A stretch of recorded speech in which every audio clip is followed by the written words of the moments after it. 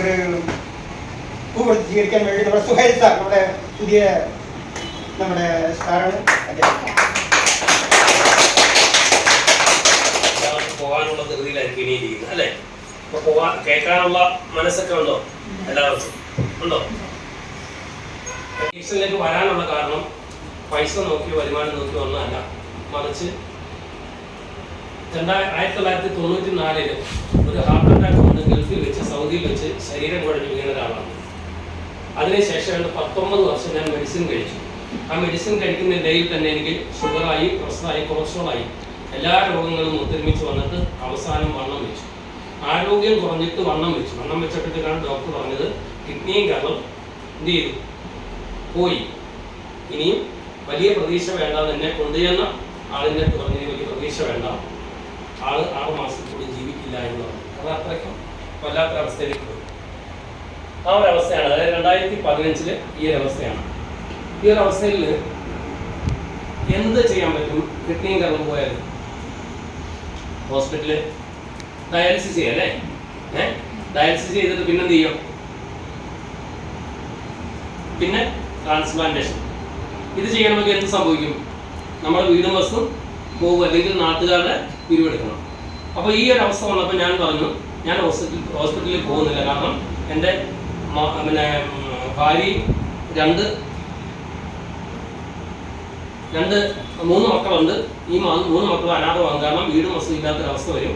അതുകൊണ്ട് ഞാൻ മരിക്കുന്നെങ്കിൽ മരിച്ചോട്ടെ എന്ന് പറഞ്ഞിരുന്നതാണ്. അപ്പോൾ ആ ഒരു സാഹചര്യത്തിലാണ് എൻ്റെ ഒരു അപ്പച്ചിയാണ് ഈ തേയിലയെ പറ്റി എനിക്ക് പറഞ്ഞിരുന്നത്. ഈ തേയിലയെ പറ്റി പറഞ്ഞു തന്നപ്പോൾ ഞാൻ അവരുടെ അടുത്ത് പറഞ്ഞ വാക്ക്, എന്നിട്ട് എന്താണ് ഡോക്ടർമാർ എഴുതി തരാത്തത്? ഡോക്ടർമാർ എന്തുകൊണ്ട് പറഞ്ഞു തരുന്നില്ല? സ്വാഭാവികമായിട്ടും എല്ലാവർക്കും ഉണ്ടാകുന്ന സംശയമല്ലേ, രോഗം വരുമ്പോൾ ഡോക്ടർമാരാണ് അതിനെ നേരിടുന്നതെന്നാണ് നമ്മളൊക്കെ ധരിച്ചു വെച്ചിരിക്കുന്നത്.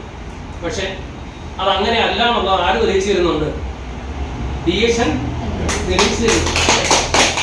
അപ്പോൾ ആ ഒരു സാഹചര്യത്തിൽ ഞാൻ ഈ തേയില മേടിച്ച് ഉപയോഗിച്ചു. അത് തേയില ഞാൻ ആദ്യം തയ്യാറായില്ല. അപ്പോൾ ഞാൻ എൻ്റെ അപ്പച്ചിയോട് പറഞ്ഞു, മരിക്കാനാണല്ലോ വിധിച്ചെങ്കിൽ മരിക്കട്ടെ, ഞാൻ ഇനി ഇതൊന്നും കഴിക്കുന്നില്ല എന്ന് പറഞ്ഞു. ഹോസ്പിറ്റലിലും പോകുന്നില്ല. എങ്കിൽ നീ എന്തായാലും തീരുമാനം? ഞാൻ പറഞ്ഞു, ഒരു തീരുമാനമില്ല, മരിക്കുന്ന അള്ളാഹ് തീരുമാനിച്ചാൽ മരിക്കും. അതിൽ നിന്ന് രക്ഷപ്പെടുത്താൻ ഒരു ഡോക്ടർക്കും പറ്റത്തില്ല. ആ ഒരു വിശ്വാസം ഞാൻ അവരുടെ പറഞ്ഞു. നീ എന്തായാലും മരിക്കാൻ തീരുമാനിച്ചില്ലേ മോനെ, ഈ തേയില കഴിച്ച് മരിക്കലാന്ന് പറഞ്ഞു. അതിന് കാരണം എന്താണെന്ന് ചോദിച്ചു പറഞ്ഞു. അവര് ആ അപ്പച്ചി ഇത് ഉപയോഗിച്ചിട്ടില്ല. ഇവിടെ എന്താ അപ്പച്ചിക്ക് പറയുന്നത് എനിക്കറിയില്ല. എന്താ സാഹിബ് അപ്പച്ചി? പാപ്പാട് നിങ്ങൾക്ക് അമ്മായി. അപ്പൊ എൻ്റെ ഒരു അമ്മായി. അപ്പൊ അദ്ദേഹം പറഞ്ഞത്, നീ എന്തായാലും മരിക്കാൻ തീരുമാനിച്ചു, ഈ തേയില കഴിച്ച് മരിക്കും. ഞാൻ അപ്പച്ചി ഇത് ഉപയോഗിച്ചിട്ടുണ്ടോ? അപ്പച്ചി വല്ല മട്ടിയുള്ള മാർക്കറ്റിൽ പോയി വീണോ, തട്ടിപ്പിൽ വല്ല പോയിട്ട്? ഞാനിതൊന്നും പോയിട്ടില്ല, ഞാൻ കഴിച്ചിട്ടില്ല. പിന്നെ അപ്പച്ചിക്ക് എങ്ങനെ അറിയാത്? അദ്ദേഹം പറഞ്ഞത്, എൻ്റെ തെക്കേ വീട്ടിലെ ഒരാള് സ്ട്രോക്ക് വന്ന് 6 വർഷമായിട്ട് പിന്നെ അമൃതായിലെ ചികിത്സയിലായിരുന്നു, യാതൊരു മാറ്റവും ഇല്ലായിരുന്നു. പക്ഷെ ഏതോ ഒരു പെങ്കൊച്ച് ഒരു തേയിലയും അതിനൊരു പച്ച പുളിയെ കൊണ്ടുപോകും. ആ പച്ചപ്പുളി എന്താ? സ്പൈറലിന. ഇത് കൊടുത്തിട്ട് ഇന്ന് നല്ല ആരോഗ്യവാനായിട്ട് പുള്ളി മീൻ കച്ചവടത്തിന് പോകുന്നുണ്ടെന്ന് പറഞ്ഞു. സൈക്കിളിൽ മീൻ ഒന്ന് ആലോചിച്ച് നോക്കണം. സ്ട്രോക്ക് വന്ന് തളർന്നു കിടന്ന് 6 വർഷം കൊണ്ട് ഏറ്റവും വലിയ അമൃത ഇൻസ്റ്റിറ്റ്യൂട്ടിലെ ചികിത്സ നടത്തിയിട്ടും മാറാതെ ഒരു തേയിലയും പച്ച പുളിയേയും കഴിച്ച് ആ മാറിയ രോഗം മാറിയെങ്കിൽ എന്റെ മനസ്സിലെന്താ ചിന്തിച്ചത്? ഒന്ന് ഉപയോഗിച്ച് നോക്കാം. അങ്ങനെയാണ് ഞാൻ ഈ തേയില ഉപയോഗിക്കുന്നത്. ഈ തേയില ഉപയോഗിച്ച് 3, 4, 5 ദിവസം കൊണ്ട് എനിക്ക് ഒരുപാട് മൂത്രം ഒരുപാട് പോയി. അപ്പൊ എനിക്ക് സംശയം ഉണ്ടായി, ഇതെന്താണ് വല്ല പ്രശ്നമാകുമോ? അപ്പൊ ഞാൻ നമ്മുടെ റഹീം സാർ എന്ന് പറഞ്ഞു, നിങ്ങൾ അറിയോ റഹീം സാറിനെ? റഹീം സാറിനെ വിളിച്ചു വെച്ചാൽ റഹീം സാറിന്റെ നിർദ്ദേശപ്രകാരം കഴിച്ചത്. റഹീം സാറിനെ വിളിച്ചു വെച്ചാൽ പറഞ്ഞേ, നിങ്ങൾക്കെന്താ നിങ്ങളുടെ കയ്യില്ല, നിങ്ങളുടെ ശരീരത്തുള്ള ദുഷിച്ച സാധനങ്ങൾ പോകുന്നത് നിങ്ങൾക്ക് എന്താ വില കൊടുക്കണ്ടോന്ന് ചോദിച്ചു. അങ്ങനെ അപ്പൊ എൻ്റെ മക്കളും എൻ്റെ ഭാര്യയൊക്കെ എതിരായിരുന്നു കഴിക്കുന്നതിന്. അപ്പൊ ഈ ഒരു സാഹചര്യത്തിലാണ് ഞാൻ ഈ DHNലേക്ക് വരുന്നത്. എനിക്ക് ഇന്ന് 9 വർഷമായിട്ട് പൂർണ്ണമായ ആരോഗ്യമുണ്ട്. ഒരു മെഡിസിനും ഇല്ല, ഷുഗറിന്റെ മെഡിസിൻ ഇല്ല, പ്രഷറിന്റെ ഇല്ല, കൊളസ്ട്രോളിന്റെ ഇല്ല, ബ്രോങ്കൈറ്റിസിന്റെ ഒരു മെഡിസിനും ഞാനിന്ന് ഉപയോഗിക്കുന്നില്ല. അപ്പോൾ എനിക്ക് കിട്ടിയ റിസൾട്ടാണ് ഞാൻ DHNലേക്ക് വന്നത്. അപ്പോൾ ആ DHNലേക്ക് വന്നപ്പോൾ ഞാൻ തന്നെ ചിന്തിച്ചു, എന്തുകൊണ്ടാണ് എൻ്റെ ശരീരത്തിൽ ഇതിങ്ങനെ സംഭവിച്ചത്? അപ്പോൾ എനിക്ക് പഠിക്കണമെന്നുള്ള തോന്നലുണ്ടായി. ഞാൻ എല്ലാ പുസ്തകങ്ങളും മേടിച്ചു വെച്ച് വായിക്കാൻ തുടങ്ങി. ശരീരത്തിൽ ആ കഴിക്കുന്ന മരുന്ന് എന്ത് ചെയ്യുന്നു, എന്ത് തരം ദോഷം ചെയ്യുന്നു എന്നുള്ളത് ഡോക്ടർമാരുടെ ബുക്ക് തന്നെ മേടിച്ചു വെച്ച് പഠിക്കാൻ തുടങ്ങി. ക്യാൻസർ എന്തുകൊണ്ടുണ്ടാകുന്നു, എന്തുകൊണ്ടുണ്ടാകുന്നു, അതിന്റെ കാരണങ്ങൾ എന്താണെന്നും പുസ്തകങ്ങളിൽ കൂടെ പഠിക്കാൻ തുടങ്ങി. ഷുഗറും പ്രഷറും എല്ലാം അതിനെപ്പറ്റി ഒരു പഠനം നടത്തണമെന്ന് ആഗ്രഹിച്ചു, അത് പഠിച്ചു. ക്യാൻസർ എന്താണെന്നും ക്യാൻസറെ എങ്ങനെ നേരിടണമെന്നും ഈ പുസ്തകങ്ങളിൽ കൂടെ ഞാൻ പഠിച്ചു. പിന്നെ കരൾ കിഡ്നിയും എന്തുകൊണ്ട് പോകുന്നെന്നും അതെങ്ങനെ മാറ്റാൻ കഴിയുമെന്നും ഈ ഡോക്ടറുടെ പുസ്തകത്തിൽ നിന്നും പഠിച്ചു. ഈ സൗന്ദര്യവർദ്ധക വസ്തുക്കൾ കൊണ്ട് നമുക്ക് എന്തെല്ലാം സംഭവിക്കുന്നെന്നും ഈ പുസ്തകത്തിൽ നിന്നും പഠിച്ചു. ഇതുകൊണ്ട് മതിയായില്ല, പിന്നെ എനിക്ക് തോന്നി പറ്റത്തില്ല, ഇനിയും പഠിക്കണം. അപ്പൊ അതുകൊണ്ട് നിങ്ങളുടെ അടുത്തുള്ള പ്രദേശത്ത് ഒരു ന്യൂട്രീഷൻ ക്ലാസ് കൊടുക്കുന്ന ഒരാളുണ്ട്. അതായത് അദ്ദേഹത്തിന്റെ പേര് ഇയാളാണ്, Suresh, professor doctor Suresh K Guptan. ഇദ്ദേഹത്തിനോടൊപ്പം 2 വർഷമായിട്ട് ഞാൻ എന്ത് ചെയ്യുന്നുണ്ട്, ന്യൂട്രീഷനെ പറ്റി പഠിക്കുന്നുണ്ട്. ആ പഠിച്ചത് കൊണ്ടാണ് എനിക്ക് നല്ല രീതിയിൽ ഒരു ക്ലാസ് എടുക്കാൻ ഇപ്പോൾ പറ്റുന്നത്. എന്താ കാരണം എന്ന് ചോദിച്ചാൽ, ഇദ്ദേഹം നമുക്ക് പറഞ്ഞു തന്ന ഒരു മെഡിസിനെ പറ്റിയല്ല പറയുന്നത്. ഇദ്ദേഹം പറയുന്നത് നിങ്ങൾക്ക് നിങ്ങളുടെ ശരീരത്തിൽ രോഗം വരുന്നെങ്കിൽ അതിന് കാരണം എന്താ, നിങ്ങളുടെ ശരീരത്തിൽ ചില പോഷകങ്ങളുടെ കുറവാണ്. എല്ലാ ശാസ്ത്രങ്ങളും പറയുന്നത്, പുസ്തകം പറയുന്നത് 100ഓളം ചികിത്സാശാസ്ത്രം നമ്മുടെ ഇന്ത്യയിലുണ്ട്. ഈ 100ഓളം ചികിത്സാശാസ്ത്രം അവർ പറയുന്നത് രോഗത്തിന് 4 കാരണമാണ്. അതായത് ഒന്ന്, ശരീരത്തിന്റെ അടിഞ്ഞുകൂടുന്ന വിഷങ്ങൾ, നമ്മുടെ ശരീരത്തിൽ അടിഞ്ഞുകൂടുന്ന വിഷങ്ങൾ. 2ാമത്, ശരീരത്തിന് വേണ്ട പോഷകങ്ങളുടെ കുറവ്. 3ാമത്, മാനസിക ടെൻഷൻ. 4ാമത്, നിങ്ങൾക്ക് വേണ്ട വ്യായാമം ഇല്ലായ്മ. ഈ 4 കാര്യങ്ങൾ കൊണ്ടാണ് എന്തുകൊണ്ട് നിങ്ങൾക്ക് രോഗം ഉണ്ടാകുന്നത് എന്ന് പറയുന്നു. അപ്പോൾ അവിടെ ഇദ്ദേഹം ഞങ്ങളെ പഠിപ്പിക്കുന്നു അതല്ല കാരണം, അത് മാത്രമല്ല കാരണം, ആ രോഗത്തിന് റൂട്ട് കോസ് ഉണ്ട്. അതായത് അതിനൊരു മൂലകാരണമുണ്ട്, മൂലകാരണത്തിന്റെ മൂലകാരണമുണ്ട്. ആ കാരണമാണ് ഇത് ശരീരത്തിന് വേണ്ട വിഷവും 2ാമത് ശരീരത്തിന് വേണ്ട പോഷകങ്ങളുടെ കുറവും. നമുക്കൊരു 13ഓളം വൈറ്റമിൻസ് നമ്മുടെ ശരീരത്തിന് വേണം. ആ വൈറ്റമിൻസിന്റെ കുറവാണ് നമുക്ക് രോഗമായി വരുന്നത്. അടുത്തത് എന്താണ്, ഇതിനോടനുബന്ധിച്ച് തന്നെയാണ് നമുക്ക് എന്ത് ചെയ്യുന്നത്, മാനസിക സംഘർഷം ഉണ്ടാകുന്നത്, അല്ലെ? മിക്ക ആൾക്കാർക്കും മാനസിക സംഘർഷം ഉണ്ടാകുന്നത്. പിന്നെ വ്യായാമത്തിന്റെ കുറവ് നേരി തന്നെയാണ്, അതെല്ലാ ശാസ്ത്രം പറയുന്ന ഒന്ന് തന്നെയാണ്. അപ്പോ ഈ ശാസ്ത്രത്തിന് പലവിധ രീതികളാണുള്ളത്, അല്ലെ? ചികിത്സയ്ക്ക് പലവിധ രീതികളാണ്. അലോപ്പതി ചെയ്യുന്നതാണോ ആയുർവേദം ചെയ്യുന്നത്? അല്ല. ആയുർവേദം ചെയ്യുന്നതാണോ അക്യുപഞ്ചർ ചെയ്യുന്നത്? അക്യുപഞ്ചർ ചെയ്യുന്നതാണോ അക്യുപ്രഷർ ചെയ്യുന്നത്? ഇങ്ങനെ കുറെ ചികിത്സാ രീതികളുണ്ട്. ഈ ചികിത്സാ രീതികളൊക്കെ തന്നെ എന്ത് ചെയ്യുന്നുണ്ട്, മനുഷ്യന്റെ ഇന്ന് പൈസ മേടിക്കാൻ വേണ്ടി മാത്രമുള്ളതാണെന്നാണ് ഇപ്പൊ എനിക്ക് മനസ്സിലായിട്ടുള്ളത്. ശരിയാണ്? അങ്ങനെ നിങ്ങൾക്ക് തോന്നുന്നുണ്ടോ? ഇന്നിവിടെ ഒരു മീറ്റിങ്ങിന് സാറ് വിളിച്ചു, അല്ലെങ്കിൽ ഈ സാറ് വിളിച്ചു, കുറെ പേര് വിളിച്ചിട്ടുണ്ട്. പക്ഷെ സാറിന്റെ വിളിയെ സ്വീകരിച്ചുകൊണ്ട് ആരും ഇവിടെ വന്നിട്ടില്ല. എന്താ കാരണം? അത് തന്നെയല്ല, ഞങ്ങൾ കാര്യങ്ങൾ പറഞ്ഞുതരാം. അപ്പൊ എന്തായാലും ഞാൻ ഇത്രയും പറഞ്ഞുകൊണ്ട് പറഞ്ഞു, ഞാൻ ഇവിടെ പറയുന്നത് ഒരു ചികിത്സയല്ല. അതായത് for this class is for information purpose only, no treatment or medication substitution. It is about product with therapeutic value and products that are free from harmful chemicals and toxins and their marketing potential. ഈ class നിങ്ങൾക്ക് എന്തിനു വേണ്ടിയാ? ആണെന്ന് പറയുന്നതിന് വേണ്ടി മാത്രമാണ്. ഇത് ചികിത്സയോ മരുന്ന് സബ്സ്റ്റിറ്റ്യൂഷനോ അല്ല. കാരണം ഇവിടെ ഇതൊന്നും ചികിത്സയ്ക്കുള്ള സാധനങ്ങളല്ല. പിന്നെ ഇത് ചികിത്സാ മൂല്യങ്ങൾ അടങ്ങിയ പ്രൊഡക്റ്റുകളെ പറ്റിയും കൂടാതെ ദോഷകരമായ കെമിക്കലുകളും വിഷങ്ങളും ചേരാത്ത ഉൽപ്പന്നങ്ങളെ പറ്റിയും അതിന്റെ വിപണന സാധ്യതയെ പറ്റിയും മാത്രമാണ് ഞാനിവിടെ പറയുന്നത്. അപ്പൊ ഞാനിവിടെ മെഡിസിൻ ആണോ പറയുന്നത്? അല്ല. മെഡിസിൻ പറയാനുള്ള അർഹത എനിക്കില്ല. ഉണ്ടോ? എനിക്ക് ഈ സർട്ടിഫിക്കറ്റ് കിട്ടിയതുകൊണ്ട് മെഡിസിൻ കൊടുക്കാൻ പറ്റുമോ? ഒരു സ്പെഷ്യൽ സർട്ടിഫിക്കറ്റ് കിട്ടിയതുകൊണ്ട് എനിക്ക് മെഡിസിൻ പറഞ്ഞു കൊടുക്കാൻ പറ്റുമോ? ഒക്കില്ല. ഇനിയും എനിക്കൊരു നാച്ചുറോപ്പതി സർട്ടിഫിക്കറ്റ് കിട്ടിയിട്ടുണ്ട്. ഇത് എന്തിനു വേണ്ടി കിട്ടിയെന്ന് ചോദിച്ചാല്, DXL വന്ന ഞാൻ DXL ചായയുടെ ഒരു പ്രബന്ധം അവതരിപ്പിച്ചതിന്റെ പേരിൽ എനിക്ക് കിട്ടിയതാണ് ഈ നാച്ചുറൽ സർട്ടിഫിക്കറ്റ്. അപ്പോൾ ഇനിയും വേറെ ഒരു സർട്ടിഫിക്കറ്റും കൂടെ ഉണ്ട്. ഇത് തൃശ്ശൂർ കൂണിനെ പറ്റി പഠിക്കാൻ ചെന്നതിന്റെ പേരിൽ, കൂണിന്റെ ഔഷധ ഗുണങ്ങൾ എന്താണെന്ന് പഠിക്കാൻ പോയതിന്റെ പേരില് തൃശ്ശൂര് നമ്മുടെ കേരളത്തിന്റെ കൃഷി വിജ്ഞാന കേന്ദ്രത്തിൽ നിന്ന് കിട്ടിയ ഒരു സർട്ടിഫിക്കറ്റ് ആണ്. അപ്പൊ ഇനിയും എനിക്ക് ഈ പ്രവർത്തനം നടത്തുന്നതിന് നിങ്ങൾ ഓരോരുത്തരും ശ്രദ്ധിച്ചു കേൾക്കണം. ഈ പ്രവർത്തനം നടത്തുന്ന DXന്റെ പ്രവർത്തനത്തിലൂടെ ജനങ്ങൾക്ക് ഇത് ബോധവൽക്കരിക്കുന്നതിന് എനിക്ക് തരുന്ന ഒരു എന്താ ഡോക്ടറേറ്റ് ഇത് കഴിഞ്ഞുള്ളത് മദ്രാസ് വെച്ചാണ്. ഇപ്പൊ എനിക്ക് കിട്ടാൻ പോകുന്നത് ബാംഗ്ലൂരിൽ വെച്ച് മദർ തെരേസ ഇന്റർനാഷണൽ അവാർഡ് തരുന്നു. ലോക സമാധാന സംഘടനയുടെ ആൾക്കാരാണ് എനിക്ക് തരുന്നത്. എന്തിനാണ് ചോദിച്ചാൽ ജനങ്ങളിലേക്ക് ഞാനിത് എത്തിക്കുന്നതിന് വേണ്ടി. നിങ്ങൾക്ക് ഓരോരുത്തർക്കും കഴിയുന്ന കാര്യമാണോ? കഴിയോ? നിങ്ങൾക്ക് ഓരോരുത്തർക്കും കഴിയും. കാരണം എന്താ? നിങ്ങൾ ചെയ്യുന്നത് നന്മയാകാൻ പോവുകയാണ്.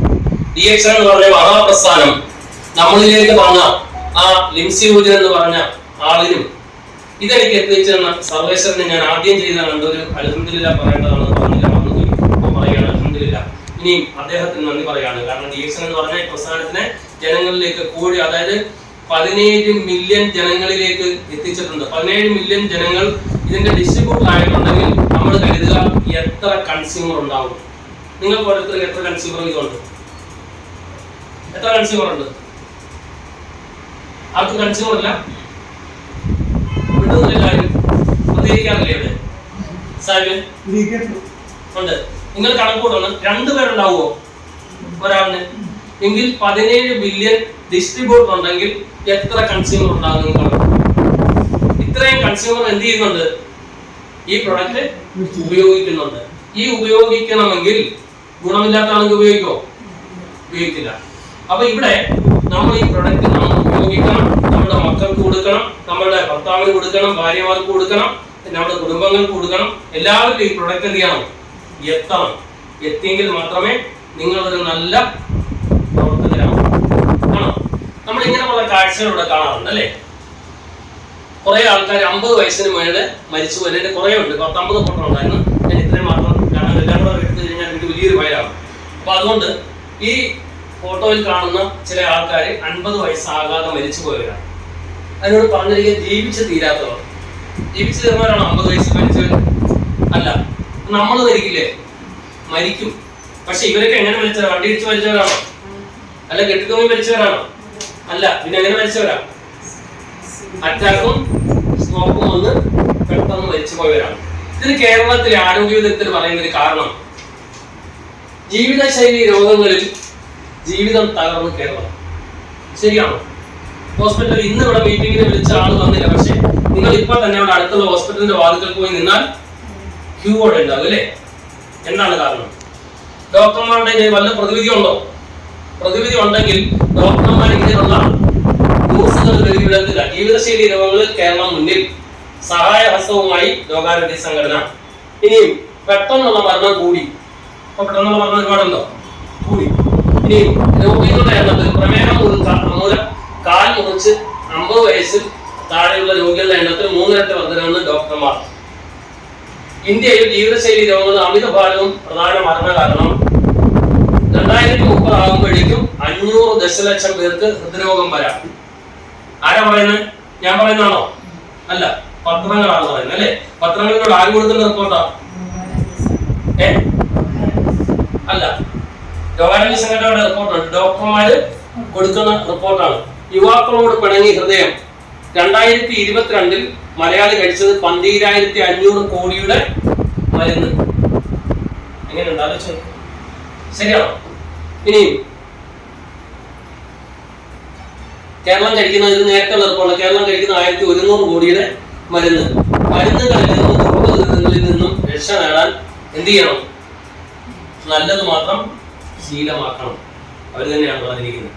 ഇനി അടുത്താണ് ഹൃദയാഘാതം, ഹൃദയസ്തംഭനം, ഹാർട്ട് ഫെയിലിയർ.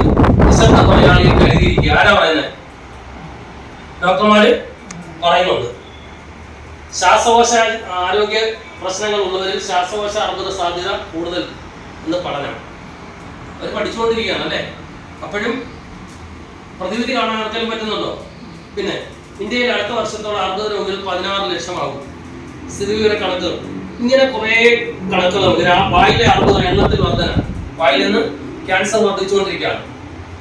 അപ്പോ ഇന്ത്യയിൽ ഏതൊരു പ്രമേഹബാധിതന് കാഴ്ചവൈകല്യം. ഇന്ത്യയിൽ പ്രമേഹത്തിന്റെ വ്യാപനം 12.8% തുടരുകയാണെന്ന് national diabetic retinopathy survey report. ഇങ്ങനെ കുറെ കാര്യങ്ങൾ നമുക്കിത് വായിച്ചാൽ തന്നെ കുറെ കാര്യങ്ങൾ പറയേണ്ടി വരും അല്ലെ? ഇതിന് ക്യാൻസറിന്റെ പുതിയ റിപ്പോർട്ട്, അതായത് അടുത്ത വന്ന റിപ്പോർട്ടാണ് ക്യാൻസർ ചില കണക്കുകൾ. ലോക ഭീതിയോടെ കാണുന്ന മാരക രോഗമാണ് ക്യാൻസർ, അർബുദം. അതായത് RCC regional cancer centre Thiruvananthapuram നടത്തിയ പഠനത്തിൽ പുറത്തു വന്ന ചില കണക്കുകൾ. ഓരോ വർഷവും 1 ലക്ഷം പേർ ക്യാൻസർ ഇരയാവുന്നു. അടുത്ത 10-15 വർഷങ്ങൾക്ക് ഉള്ളിൽ ക്യാൻസറിന്റെ വളർച്ചാ നിരക്ക് 75% മുകളിൽ എത്തുമെന്ന് മറ്റൊരു പഠനം സ്ഥിരീകരിക്കുന്നു. 75% പേര് നമ്മളതിനകത്ത് ഉണ്ടാവുമോ? DXN കഴിയുന്നവർ കാണത്തില്ല, അല്ലാത്തവരാരുണ്ടാവും. DXN 75% വരും.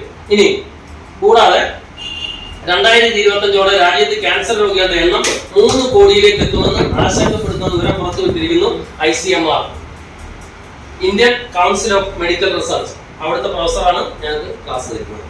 അപ്പോൾ ഇങ്ങനെയുള്ള ഓരോ കണക്കുകളും വന്നുകൊണ്ടിരിക്കുമ്പോൾ നമുക്ക് എന്താണ് ചെയ്യാൻ കഴിയുന്നത്? ഇന്ന് വ്യാപിച്ചുകൊണ്ടിരിക്കുന്നു ശ്വാസകോശാർബുദം, പ്രോസ്റ്റേറ്റ് ക്യാൻസർ, വൻകുടലിലെ ക്യാൻസർ, വയറ്റിലെ ക്യാൻസർ എന്നിവയാണ് പുരുഷന്മാരിലെ സാധാരണമായി കാണുന്ന ക്യാൻസർ. സ്ത്രീകളിൽ സ്തനാർബുദം, വൻകുടൽ ക്യാൻസർ, ശ്വാസകോശാർബുദം, ഗർഭാശയ ക്യാൻസർ എന്നിവയാണ് ഏറ്റവും സാധാരണമായ തരം. അപ്പോ ഇതിനെന്താണ് നമുക്ക് ഇപ്പോൾ ഉള്ള പ്രതിവിധി? മരുന്ന് അല്ലെ? ഡോക്ടർമാരല്ലേ? അങ്ങനെയുള്ളവരൊന്ന് കഴിയും ഡോക്ടർമാരാണ് എന്നുള്ളത്. എന്നാൽ ഡോക്ടർമാർ പറയുന്ന കാര്യം എന്ന് കേട്ടോ, മനുഷ്യരുടെ ജീവൻ വെച്ച് തട്ടിപ്പ്. ക്യാൻസർ രോഗികൾക്ക് ലഭിക്കുന്നത് വ്യാജ ഗുളികകൾ. 8 കോടിയുടെ മരുന്ന് പിടിച്ചെടുത്തു. Doctor arrest. ആരാ അറസ്റ്റിലായത്? ഡോക്ടർ തന്നെ. എന്തിനു കൊടുത്ത മരുന്ന്? ക്യാൻസറിന് കൊടുത്ത മരുന്ന്. ഇനിയും നിർമ്മാണ തീയതി രേഖപ്പെടുത്താതെ മരുന്ന് കമ്പനികളുടെ തട്ടിപ്പ് തുടരുന്നു. നിങ്ങളിപ്പോ കഴിച്ചുകൊണ്ടിരിക്കുന്ന ഓരോ മരുന്ന് എന്താണ്? തട്ടിപ്പ് മരുന്നുകളാണെന്ന് ആര് തന്നെ പറയുന്നത്? ഡോക്ടേഴ്സ് തന്നെ പറയുന്നു അല്ലെ? പിന്നെ അമോക്സിലിൻ മുതൽ ഫോളിക് ആസിഡ് വരെ ഗുണനിലവാരമില്ലാത്ത ഈ ബാച്ച് മരുന്നുകൾ സംസ്ഥാനത്ത് നിരോധനം. നമ്മൾ എല്ലാവരും അറിഞ്ഞിട്ടുണ്ടോ? ചില മരുന്നുകൾ നിരോധിച്ചിട്ടുണ്ട്, ഇപ്പോഴും അത് വിറ്റഴിക്കുന്നുണ്ടെന്നാണ് പറയുന്നത്. ഇനി ആന്റിബയോട്ടിക്കുകളാണ് എവിടെ ചെന്നാലും കൊടുക്കുന്നത് അല്ലെ? ആന്റിബയോട്ടിക്കുകളുടെ അമിത ഉപയോഗം അപസ്മാരത്തിന് കാരണമാകുന്ന പഠനം. ശരിയാണോ? നമ്മളിതൊന്നും കണ്ടില്ല എങ്ങനെ ശരിയാണെന്ന് പറയുന്നത്. അപ്പോ ഇങ്ങനെയുള്ള ഈ ഒരു അവസ്ഥ വന്നുകൊണ്ടിരിക്കുകയാണ്. ഇനി അടുത്തൊരു കാര്യമാണ് ചികിത്സാ പിഴവുകളുണ്ടോ അവിടെ? ഒരു തൈലം മേടിച്ചിട്ട് ചാകുമെന്ന് ചോദിച്ചാണ് ആൾക്കാർ അല്ലേ? പക്ഷെ ചികിത്സാ പിഴവുകൾ കൊണ്ട് മരിക്കുമോ? അങ്ങനെ മരിച്ച ഒരാളാണ് എൻ്റെ ഉമ്മ. ഞാൻ അതുകൊണ്ടാണ് ഇതിനകത്ത് ഏറ്റവും കൂടുതൽ ഇറങ്ങാനുള്ള കാരണം. എൻ്റെ ഉമ്മയ്ക്ക് ഒരു പ്രശ്നമില്ലായിരുന്നു, പക്ഷെ മാനസികമായിട്ട് ചെറിയ പ്രശ്നം എന്ന് പറഞ്ഞാൽ അമ്മയ്ക്ക് ക്യാൻസർ ആണെന്ന് സംശയം. കളിക്കാത്ത പോയാൽ ആരാണ്ട് പറഞ്ഞു മുറുക്കുന്നത് ക്യാൻസർ ആണ്. ഈ ചിന്തയായിട്ട് വന്നപ്പോൾ പറഞ്ഞ് എൻ്റെ അടുത്ത് പറഞ്ഞ് സൈക്യാട്രിസ്റ്റിനെ കണ്ട് കാണിക്കാം. ഇങ്ങനെ സൈക്യാട്രിസ്റ്റിനെ കണ്ട് കാണിച്ചു. ഒരു ഗുളിക കഴിച്ചുകൊണ്ട് വൈകിട്ട് ഞങ്ങൾ സന്തോഷമായിട്ട് ചിരിച്ച് കളിച്ച് കിടന്ന ഉമ്മ രാവിലെ എന്ത് ചെയ്ത് മരിച്ചു. ഒരു പ്രശ്നമില്ലായിരുന്നു. ഞാനുമായിട്ട് കഞ്ഞിയൊക്കെ കുടിച്ച് സന്തോഷമായിട്ട് ചിരിച്ചു കളിച്ചു കിടന്ന ഉമ്മ രാവിലെ മരിച്ചു. അതായത് 90% ഉണ്ടായി കിടക്കാം. ഹോസ്പിറ്റലിൽ കൊണ്ട് പിറ്റേ ദിവസമാണ് പൂർണ്ണമായിട്ട് മരിക്കുന്നത്. അപ്പൊ ആ ഗുളിക എനിക്ക് ഗുണം ചെയ്തോ ദോഷം ചെയ്തോ? ഉമ്മാക്കി ദോഷം ചെയ്തു. ഈ ഒരു കാരണം കൊണ്ടാണ് ഞാൻ ഇങ്ങനെയുള്ള പഠനങ്ങളിലേക്ക് ഇറങ്ങുന്നതും ജനങ്ങൾ, ഞാൻ DXനെ സംബന്ധിച്ചല്ല പറയുന്നത്, നിങ്ങൾ ഓരോരുത്തരും നിങ്ങളുടെ കുടുംബങ്ങളിൽ നിങ്ങൾ ഈ ഒരു അവസ്ഥ വരാതിരിക്കണമെങ്കിൽ എന്ത് ചെയ്യണം? ഇന്ന് ലോകത്ത് കിട്ടാവുന്ന ഏറ്റവും നല്ല പ്രൊഡക്റ്റ് ഏതേ ഉള്ളൂ? DXN മാത്രമേ ഉള്ളൂ ഞാൻ മനസ്സിലാക്കി. അസിഡിക് അവസ്ഥയിലേക്ക് നമ്മൾ പോകുന്നു. ഈ അസിഡിക് അവസ്ഥയിൽ നിന്ന് മാറണമെങ്കിൽ എന്ത് ചെയ്യണം? മരുന്ന് നമുക്ക് പറ്റുമോ? പറ്റില്ല. നമുക്ക് എന്ത് വേണം? ആഹാരം. ആരോഗ്യത്തിന് ആഹാരം വേണം. ആ ആഹാരം കഴിക്കുമ്പോൾ എന്ത് വേണം? നമുക്ക് കുറെ ധാന്യമായി കാർബോഹൈഡ്രേറ്റ് വേണം. അടുത്തത് നമുക്ക് നാരുകൾ, ഫൈബറുള്ള ആഹാരമായിരിക്കണം. കൊഴുപ്പ് വേണം, ധാതുല വേണം, മിനറൽസ് വേണം, ജീവകങ്ങൾ വേണം. ഇങ്ങനെ കുറെ സാധനങ്ങൾ നമ്മുടെ ശരീരത്തിന്, മാംസ്യം വേണം. ഇങ്ങനെ ശരീരത്തിന് കുറെ സാധനങ്ങൾ കിട്ടിയെങ്കിൽ മാത്രമേ എന്ത് ചെയ്യുള്ളൂ? നമ്മുടെ ശരീരത്തിൽ നിലനിർത്താൻ പറ്റുള്ളൂ. അതായത് നമ്മുടെ ലൈഫ് പ്ലാൻ നേരത്തെ പറഞ്ഞത് 60-40 ഒക്കെ ആയിരുന്നു. ഇപ്പൊ എത്രയാ പറയുന്നതെന്നറിയോ? 100 വയസ്സാണ്. പ്രധാനപ്പെട്ട ഒരു വിഷയമാണ് ഏത്? ഈ വൈറ്റമിൻസ്. വിറ്റാമിനുകളുടെ ധാതുക്കളുടെയും ഒക്കെ കുറവ്. എന്നാൽ പ്രധാനപ്പെട്ട വിറ്റാമിനുകൾ നിർവ്വഹണം വേണ്ട രീതിയിൽ ഇല്ലെങ്കിൽ ചില സൂചനകൾ ശരീരം തരും. ആ സൂചനകളാണ് ഇനി പറയുന്നത്. വിറ്റാമിൻ കുറവുകൊണ്ടുണ്ടാകുന്ന പ്രധാനപ്പെട്ട 6 ലക്ഷണങ്ങൾ. 6 ലക്ഷണങ്ങൾ പറയുന്നത്: 1, വായ്പുണ്ണ് വരും. അത് 1 വായ്പുണ്ണ് വരും. വിറ്റാമിനുകളുടെ ധാതുക്കളുടെ കുറവ് കൊണ്ട് വരുന്നതാണ്. അയൺ അല്ലെങ്കിൽ വിറ്റാമിൻ B യുടെ കുറവ് മൂലമാണ് ഉണ്ടാകുന്നത്. രണ്ടാമത്, കാലിന്റെ പുകച്ചിൽ. ചിലരിൽ കാലിനടിയിൽ പുകച്ചിൽ അനുഭവപ്പെടാം. വൈറ്റമിൻ B12ന്റെ അഭാവം കൊണ്ടുണ്ടാകുന്നതാണ്. മൂന്നാമത്, കൈകാലുകൾ, കാവിൽ തുടകൾ ഇവിടെയെല്ലാം കാണുന്ന ചുവപ്പോ വെളുപ്പോ നിറത്തിലുള്ള പാടുകൾ അല്ലെങ്കിൽ ചെറിയ നുഴലുകൾ അല്ലെങ്കിൽ മുഴകൾ എന്നിവ. ഇതിന് വൈദ്യശാസ്ത്രം പറയുന്നത് കെരാറ്റോസിസ് പിലാരിസിസ് എന്നാണ്. എന്നോടൊപ്പം ഇങ്ങനെ പ്രവർത്തിക്കുന്നതിന് അവർക്കൊപ്പം മദർ തെരേസ അവാർഡ് കൊടുക്കുന്നുണ്ട്. ബാംഗ്ലൂരിൽ വെച്ച് 24-ാം തീയതിയാണ് അത് കിട്ടുന്നത്. അപ്പൊ DXനിൽ പ്രവർത്തിച്ചാൽ കിട്ടുമോ? DXN തരുന്നതാണോ? DXN തരുന്നതല്ല. ആര് തരുന്ന? വേറൊരു അതോറിറ്റി തരുന്നതാണ്. പക്ഷെ അതോറിറ്റി എന്തിനു വേണ്ടി തരുന്നത്? DXN ചെയ്യുന്നതിന് തരുന്നതാണോ? അല്ല. ഞാനിപ്പോ പറഞ്ഞു കൊടുക്കുന്ന, ഞാൻ ഈ പറഞ്ഞു തരുന്ന കാര്യങ്ങൾ നിങ്ങൾ മറ്റുള്ളവരിലേക്ക് എത്തിച്ചാൽ നിങ്ങൾക്ക് ഇത് മേടിച്ച് ആര് തരും? നിങ്ങൾ എന്റെ അടുത്ത് പറഞ്ഞാൽ മതി, നിങ്ങൾക്ക് ആര് മേടിച്ചു തരും? ഞാൻ മേടിച്ചു തരും. പക്ഷെ എന്ത് ചെയ്യണം? നമുക്ക് ജനങ്ങളിലേക്ക് ഇറങ്ങി നിങ്ങൾ പ്രവർത്തിച്ചിട്ട് സലിം സാറെ എനിക്ക് ഇതുപോലെ ഒരു പുരസ്കാരം വേണമെന്ന് പറഞ്ഞാൽ ആര് മേടിച്ചു തരും? ഞാൻ മേടിച്ചു തരും. വിഷമില്ലാത്ത ഔഷധ ഗുണമുള്ള വൈറ്റമിൻസും മിനറൽസും ഒക്കെ ഉള്ള ഒരു പ്രൊഡക്റ്റിനെ പറ്റിയാണ് നിങ്ങൾ ആരോട് പറയുന്നത്? നിങ്ങൾ ജനങ്ങളോട് പറയുന്നത്. അപ്പൊ ജനങ്ങളോട് പറഞ്ഞാൽ എന്തൊക്കെ കിട്ടും? ഒന്ന് ആരോഗ്യം കിട്ടും. അപ്പൊ എനിക്ക് ഇവിടെ വന്ന് ഇങ്ങനെ സംസാരിക്കാൻ പറ്റുന്നത് എന്തുകൊണ്ടാ? ആരോഗ്യം എന്തുകൊണ്ടാണ്? ആരോഗ്യം എനിക്ക് ആര് തന്നു? DXN ആരോഗ്യം തന്നു അല്ലെ? ആരോഗ്യം തന്നുകൊണ്ടാണ് ഇവിടെ വന്ന് വയറ് പോലെ കൊച്ചു പിള്ളേർ പോലെ സംസാരിക്കാൻ പറ്റുന്നത് അല്ലെ? സൗണ്ട് കുറവുണ്ടല്ലേ? എനിക്ക് കേൾക്കണോ എല്ലാവർക്കും? ഇനി ഞാൻ വെക്കണോ? വേണ്ടോ? അപ്പൊ എനിക്ക് ഈ പണം തന്ന ആരാ? അതിന്റെ പേര് എനിക്ക് നന്ദി പറയണ്ടേ?